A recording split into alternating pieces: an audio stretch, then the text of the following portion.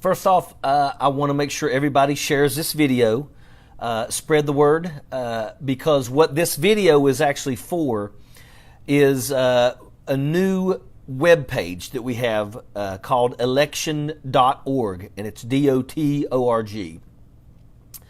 And this is going to be a one-stop shop for anybody out there who, wants to know how they can register to vote, who, we want this page to be something that can educate people as to when does early voting start. Just basically a one-stop shop for elections all across this country, and we may even take it to the next level because we're talking about elections all over the world. So that's what this page is about, and we're hoping to build this page up. Once again, it is going to be a one-stop shop for any election questions, and I'm going to be doing weekly videos on election.org. And this is, today we were going to be the first one, and that's what this is.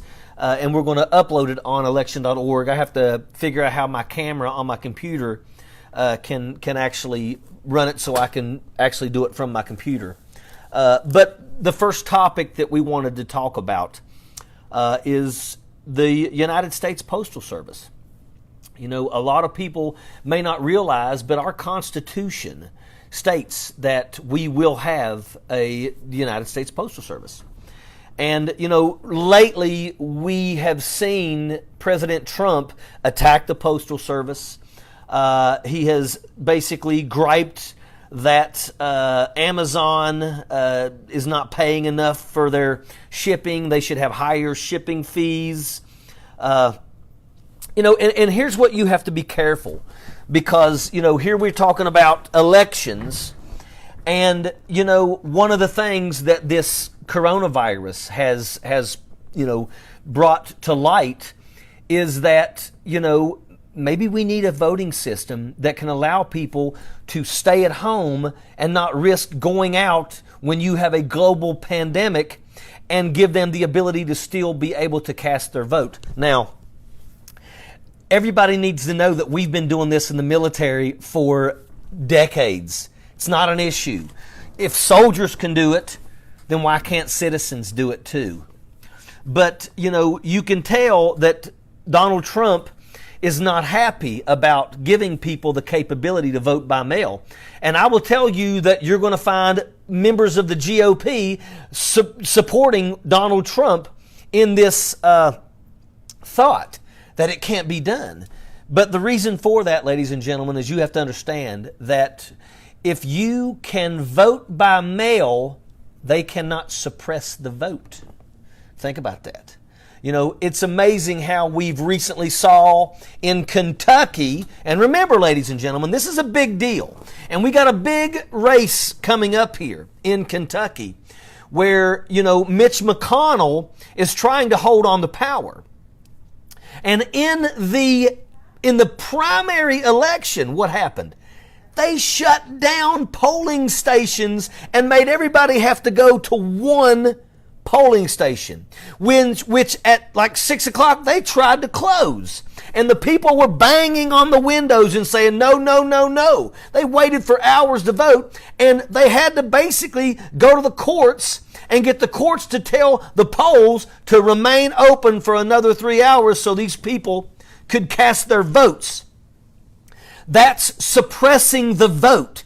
When they shut down all of the polling stations and require everyone to go to one station. When you're talking about the cities that have high population areas, and then all of a sudden you want to shut down the polling sites, it's for one reason, and it is to suppress the vote.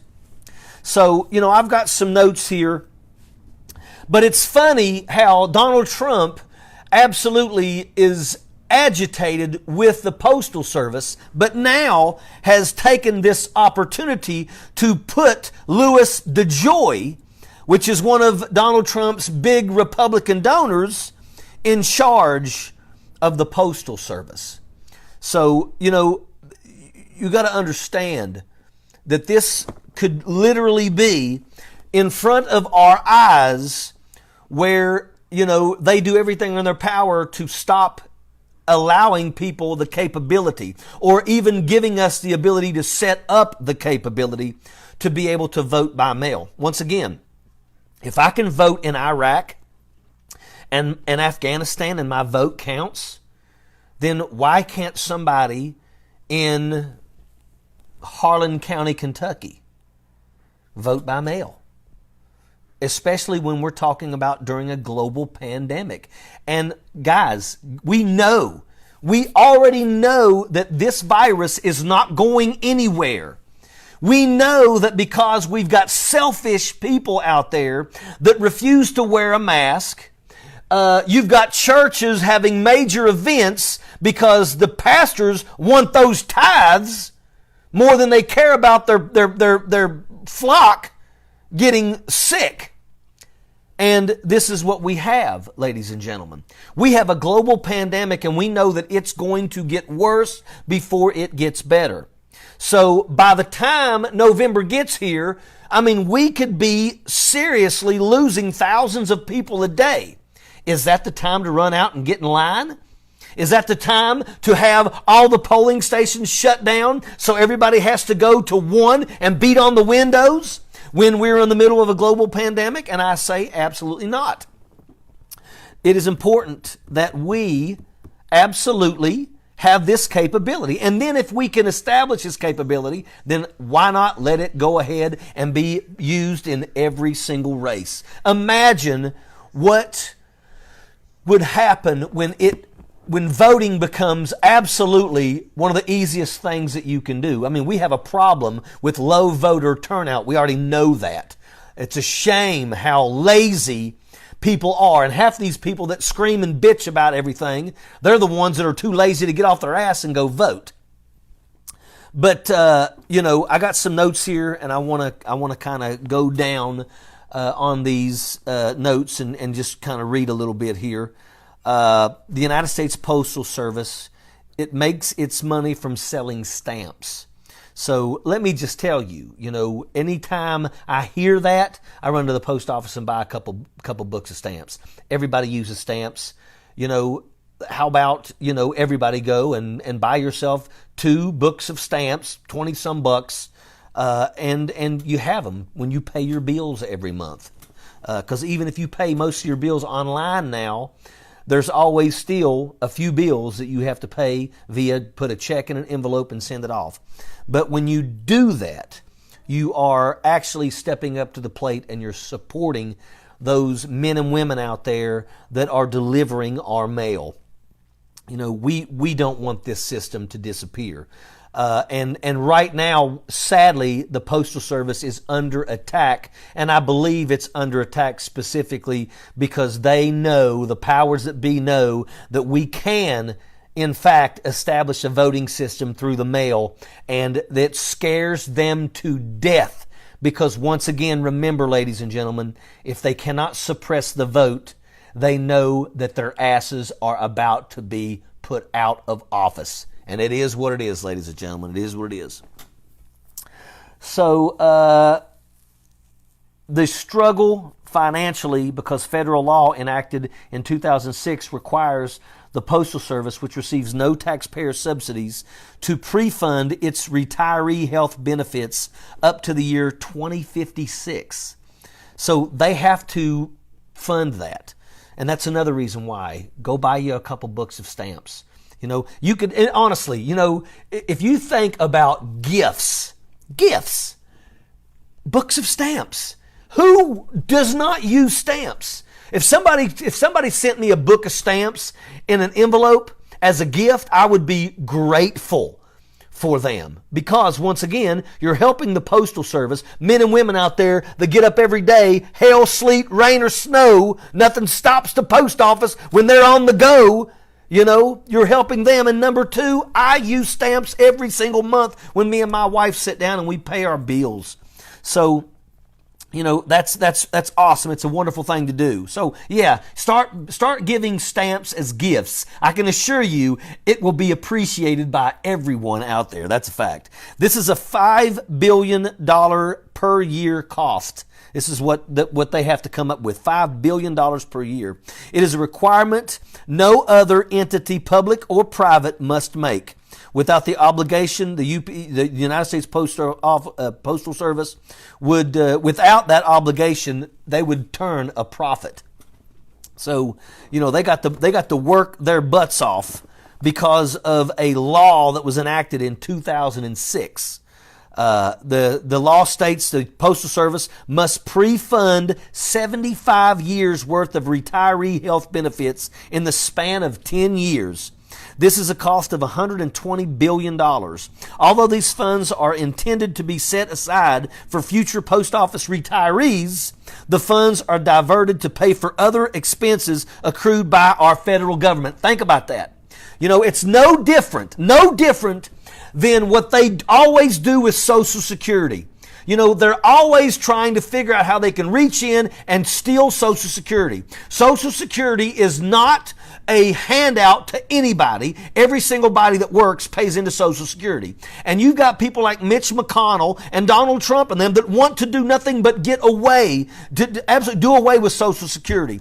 And anybody out there that is drawing Social Security, if you vote for Mitch McConnell or you vote for Donald Trump, you are shooting yourselves in the foot. And that's a fact.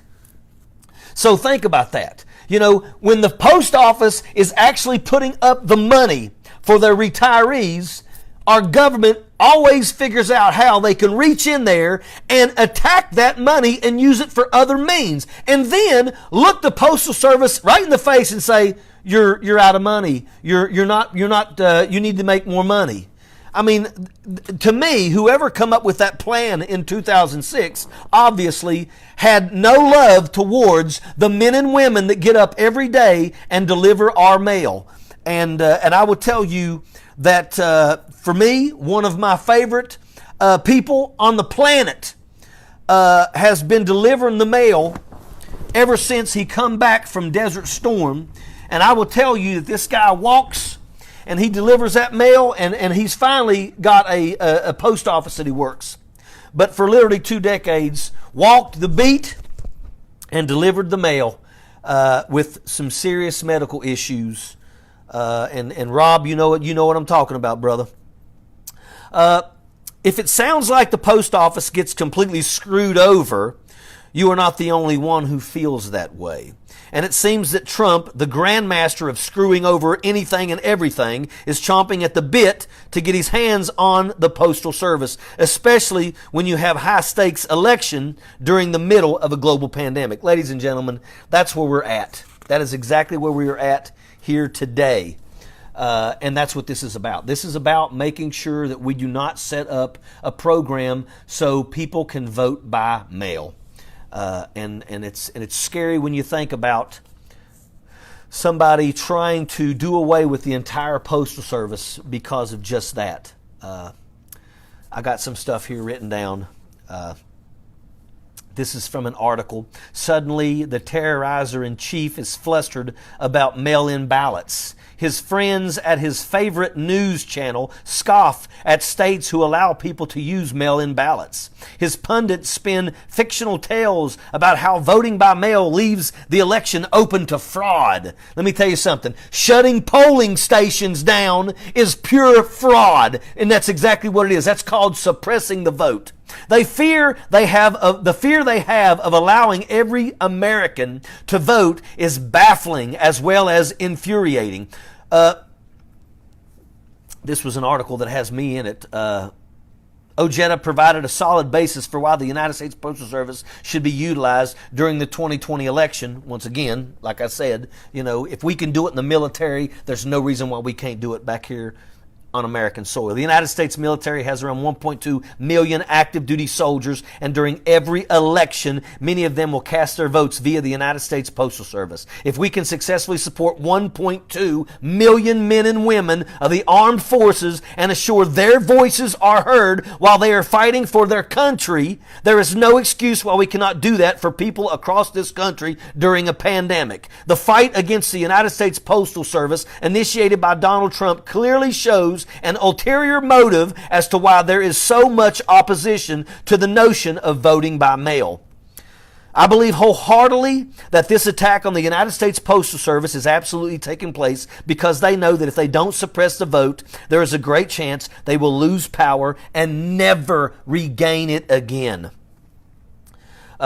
Basically, I finished by adding how important the United States Postal Service is for all Americans. The mere thought that we would have a United States president attacking the very service that provides millions upon millions of people, including retired and disabled veterans, their medications, is repulsive.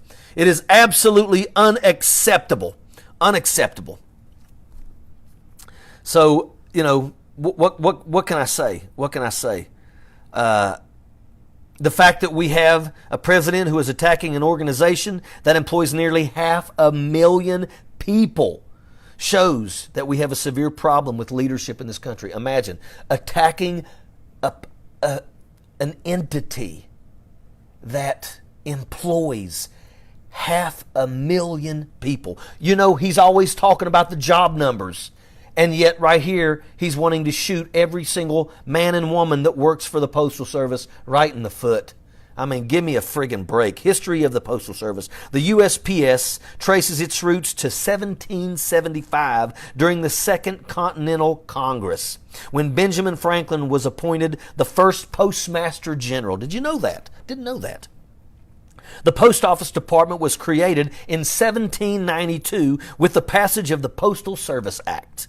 It was elevated to the cabinet-level department in 1872 and was transformed by the Postal Reorganization Act of 1970 into the United States Postal Service as an independent agency. The United States Postal Service employs 633,188 workers, making it the third largest civilian employer in the United States behind the federal government and Walmart. In 2006, the United States Supreme Court, the court noted each day, according to the government submissions here, the United States Postal Service delivers some 660 million pieces of mail to as many as 142 million delivery points. As of 2017, the United States Postal Service operates 30,825 post offices and locations in the United States and delivers 149.5 billion pieces of mail annually. In 2016, the United States Postal Service had its fifth straight annual operating loss in the amount of $5.59 billion, of which $5.8 billion was the accrual of unpaid mandatory retiree health payments. Remember, ladies and gentlemen, remember, when the post office does its duty and puts forth its money that it's supposed to put forth, our government looks at it as free cash, and it's not free cash. First class mail volume peaked in 2001, declining by 43%.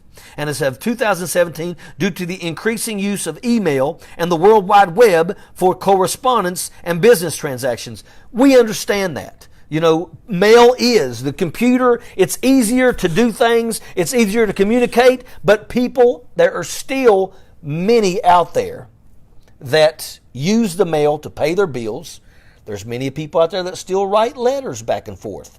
But at the end of the day, the packages that are delivered, when you go online and you order something from Amazon, it's that package that comes a few days later. And it takes a lot of men and women in this country to take that package from wherever it comes from via California and puts it on trucks and transports it, takes it off trucks, puts it on other places, and eventually it makes it to your front door. That's what the United States Postal Service does for each and every one of us.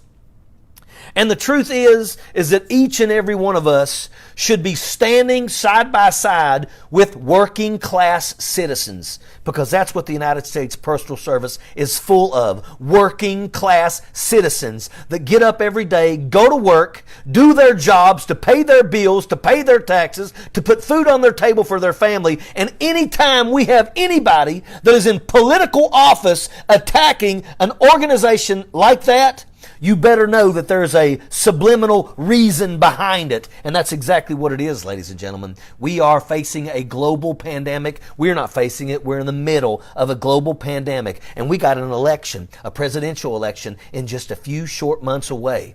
And you know what? We know they're going to shut down polling stations. I can guarantee you it's going to happen. And it'll probably happen in poor areas, in areas that are high volume of African Americans and Hispanic, guaranteed, because they always target those. And it's going to be used to suppress the vote. So make no mistakes about it, ladies and gentlemen. Each and every one of us should be supporting the United States Postal Service. Each and every one of us over the next 3 to 5 days. I'm asking each and every one of you all on here, not only to share this video, but I'm asking each and every one of y'all to reach out to everybody that you know and ask them to go to the post office and buy a book of stamps. It's a book of stamps. It costs $11, $12. It's not much money at all. But what you do is you are helping those people out there that get up every day and work so that you can make sure that you get your packages on time. And that's what I wanted to talk about today. And once again, this is going to be uploaded to election.org. And I'm asking everybody to go and type in election space DOT space ORG and check out the page. We're putting, we're actually populating it with news articles from all over. But my videos are going to be posted on that page. And once again, you know, we want this to be a one-stop shop for any of your election questions. How to successfully register to vote, when early voting starts, when early voting ends, things like that. And we would like to do that for all across the country. So once again, I appreciate everybody who has come on here and has listen to what I had to say. It looks like it is actually pinned on this website. So I'm asking everybody to please go to election.org and start following it. And go ahead and mark your calendars, because every Friday I'm going to come on here and I'm going to do a live video specifically for election.org talking about the elections. And who knows, I may be doing interviews with people. You'll have to tune in and see. Sappers clear the way, airborne all the way.